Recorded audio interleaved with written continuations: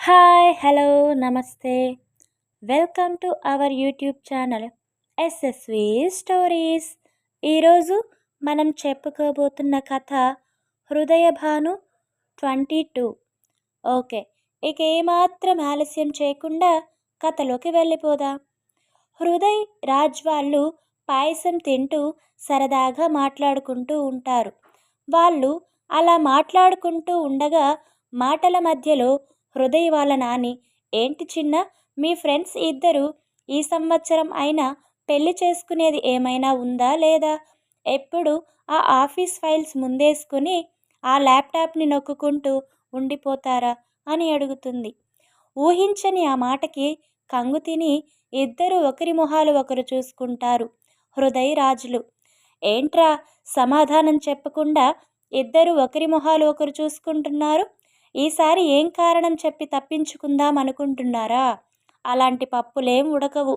ఇంకా మీరు ఏం చెప్పినా ఈ సంవత్సరం తప్పకుండా మీ పెళ్ళిళ్ళు జరిగి తీరాల్సిందే. పెళ్ళి వద్దు అని చెప్పడానికి ఏం రీజన్స్ ఉన్నాయా అని వెతుక్కోకుండా ఇద్దరూ కలిసి చెరొక అందమైన అమ్మాయిని వెతుక్కోండి. మీరు వెతుక్కోలేమంటే నాకు వదిలేయండి. నేనే మీ ఇద్దరికి ఈడు జోడు సరిపోయే అందమైన అమ్మాయిల్ని వెతికి పట్టుకుంటాను. తొందరలోనే మంచి ముహూర్తం చూసి మీ రెండు జంటలకు ఆ మూడు ముళ్ళు కాస్త వేయించేసి నెత్తిన 4 అక్షింతలు వేస్తే నా ప్రాణానికి హాయిగా మనశ్శాంతిగా ఉంటుంది. ఏమంటావు లత అని అడుగుతుంది హృదయ్ వాళ్ళ అమ్మని చూస్తూ. మీరు చెప్పిందే కరెక్ట్ అత్తయ్య, వాళ్ళని పెళ్లి చేసుకోరా అని అడిగి అడిగి నాకు విసుగొచ్చేసింది. అమ్మాయిల్ని వాళ్ళు చూసుకున్నా సరే, లేదా మనల్ని చూడమన్నా సరే, ఏదైనా నాకు ఓకే. వాళ్ళు పెళ్ళిళ్ళు ఎప్పుడెప్పుడు చూస్తానా అని నేను వెయిటింగ్ ఇక్కడ అంటుంది లతాగారు. ఇంకేం, అబ్బాయి రాగానే అదే పనిలో ఉంటే సరిపోద్ది అంటుంది అన్నపూర్ణమ్మ. మీరేంట్రా మేము అన్ని మాట్లాడుతున్నా అలా బిగుసుకుపోయి ఉలుకు పలుకు లేకుండా బెల్లం కొట్టిన రాళ్ళల్లా ఉన్నారు? అదేం లేదు నాని, ఈసారి మేము కూడా మీ మాటకి ఎదురు చెప్పము. తొందరలోనే మీ కోరిక తీరుస్తాము. కాకుంటే కొంచెం టైం ఇవ్వండి మాకు. కావాల్సిన అమ్మాయిలని మేమే చూసుకుంటాం. మాకు నచ్చిన వాళ్ళు మాకు దొరికాక, మాకు ఓకే అయ్యాక మీ దగ్గరికి తీసుకొచ్చి వాళ్ళు మీకు కూడా నచ్చి మీరు ఒప్పుకున్నాక మీ ఆశీర్వాదంతో మా పెళ్ళిళ్ళు చేసుకుంటాం. ఏమంటారు మీ ఇద్దరు? మా నిర్ణయానికి మీరు ఒప్పుకున్నట్టేనా అంటారు రాజ్ హృదయులు. ఎప్పటి నుండో పెళ్లి మాట ఎత్తితేనే పారిపోయే పిల్లలు పెళ్లి చేసుకుంటా, కొంచెం టైం ఇవ్వండి అని అడిగేసరికి ఎంతో ఆనందంతో పొంగిపోతూ, అలాగే చిన్న, మీరు చెప్పినట్టే చేయండి, మాకు ఓకే. కాకుంటే కొంచెం తొందరగా మా మనవరాళ్ళని వెతుక్కోండి. మీరు పెళ్ళిళ్ళు చేసుకుని భార్య పిల్లలతో హాయిగా ఉంటే చూడాలని ఉందిరా అంటారు అన్నపూర్ణమ్మ లతాగారు ఇద్దరు. తప్పకుండా నాని, మిమ్మల్ని ఇంక బాధ పెట్టము. మీరు ఇంక రిలాక్స్ అవ్వండి. మేము మా లైఫ్ పార్ట్నర్స్ని వెతుక్కునే పనిలో పడతాం. ఓకేనా అంటూ చిలిపిగా కన్ను కొడతారు హృదయ్ రాజులు. తదాస్తు అనే మాట వినిపిస్తుంది గుమ్మం వైపు నుండి. ఎవరా అనుకుంటూ గుమ్మం వైపు చూస్తారు అందరూ. అక్కడ నవ్వుతూ లోపలికి వస్తూ కనిపిస్తారు రాజ్ అమ్మా నాన్నలు. వాళ్ళని చూసిన లతాగారు, మీరు వచ్చి ఎంతసేపైంది ఉమా, రండి రండి లోపలికి రండి అని ఆహ్వానిస్తూ, అన్నయ్య బాగున్నారా అంటూ చిరునవ్వుతో పలకరిస్తుంది. దానికి బదులుగా వాళ్ళు నవ్వి, మేము చాలా బాగున్నామమ్మా, మీరెలా ఉన్నారు అంటూ అన్నపూర్ణ గారి దగ్గరికి వెళ్ళి కాళ్ళకి నమస్కరించి ఆశీర్వాదం తీసుకుంటారు. అందరం బాగున్నాం, రండి రండి ఇలా వచ్చి కూర్చోండి అంటుంది అన్నపూర్ణ. లతాగారు వెళ్ళి వాళ్ళకి కాఫీ తీసుకుని వస్తుంది. కాఫీ తాగుతూ వాళ్ళు హ్యాపీగా, ఎన్ని రోజులకి వీళ్ళ నోటి నుండి పెళ్లి చేసుకుంటాం అనే మాట వచ్చింది, అబ్బా ఈరోజు మాకెంత సంతోషంగా ఉందో ఈ మాట విని అంటూ ఫుల్ ఎగ్జైట్ అయిపోతారు రాజ్ అమ్మా నాన్నలు. ఏం చేస్తారు పాపం, ఎన్నిసార్లు పెళ్లి చేసుకోమని అడిగినా ఏదో ఒక రీజన్స్ చెప్పి తప్పించుకు తిరిగేవాళ్ళు.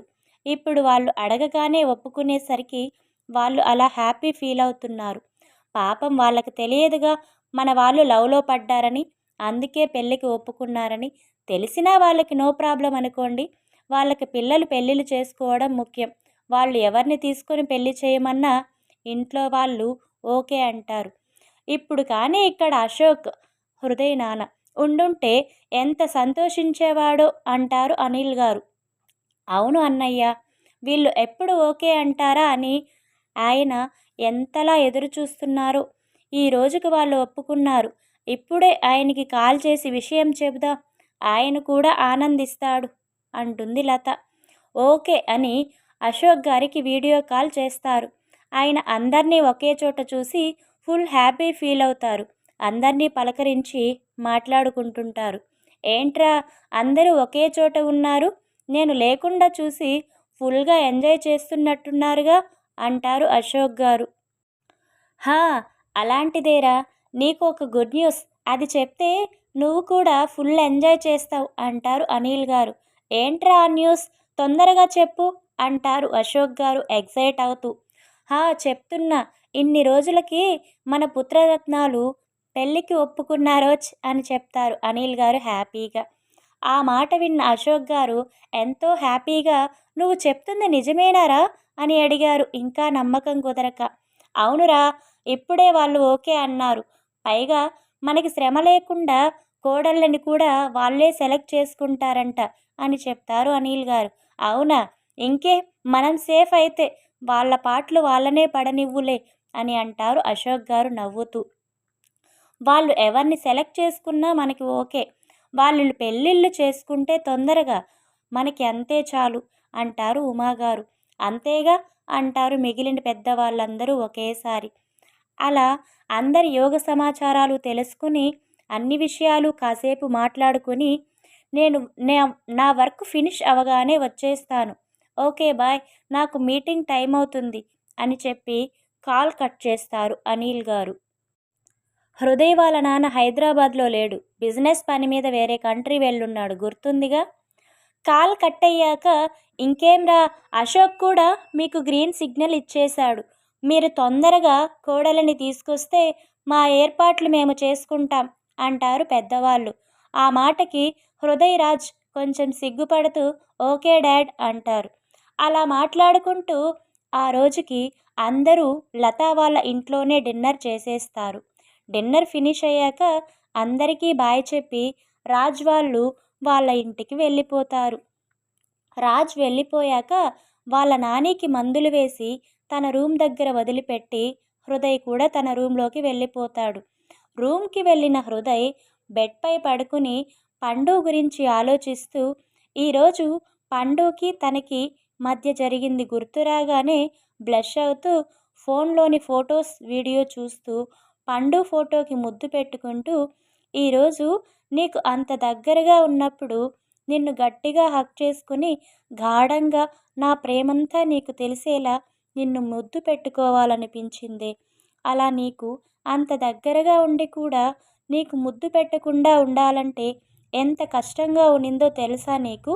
నన్ను నేను ఎంత కంట్రోల్ చేసుకున్నానో. ఎన్ని రోజులే నేను నీకు ఇలా దూరంగా నీ ఆలోచనలతో ఉండేది. నాకు వెంటనే నా ప్రేమను నీకు చెప్పేసి నిన్ను నా దాన్ని చేసుకుని నా వెచ్చని కౌగిట్లో నిన్ను బంధించి నిన్ను ఉక్కిరి బిక్కిరి చేయాలని ఉంది. కానీ ఎక్కడో చిన్న భయం, నువ్వు నన్ను నా ప్రేమను కాదంటే, అమ్మో, నా వల్ల కాదే బాబు, ఆ ఆలోచన కూడా నేను తట్టుకోలేను. ఎన్ని జన్మలకైనా నువ్వే నా జీవిత భాగస్వామి. ఈ గుండెలో నీకు తప్ప మరొక అమ్మాయికి చోటు ఉండదు. ఎలాగైనా నీకు దగ్గరై నీ ప్రేమను గెలుచుకుంటాను. నిన్ను నా దాన్ని చేసుకుంటాను. బంగారం, తొందరగా నా ప్రేమని అర్థం చేసుకోవే. నీకు దూరంగా ఉండలేకపోతున్నాను. ప్లీజ్, నా పండు మంచిది కదా, తొందరలో నా దగ్గరికి వచ్చేస్తుంది, వచ్చేస్తావు కదా అంటూ ఫోటోని అడుగుతాడు. దానికి ఫోటో నవ్వినట్టు అనిపిస్తుంది హృదయ్కి. నా బంగారమే నువ్వు, ఉమ్మ అంటూ ఫోటోకి ముద్దులు పెడుతూ, రేపటి నుండి నా ప్రేమ నీకు తెలిసేలా చెయ్యాలి, నీకు తొందరగా దగ్గరవ్వాలి అనుకుంటూ పండుతో డ్యూయెట్స్ వేసుకుంటూ నవ్వుకుంటూ అలానే నిద్రలోకి జారుకుంటాడు హృదయ్. మీకు మన స్టోరీస్ నచ్చుతున్నట్టయితే please like, share, comment and subscribe.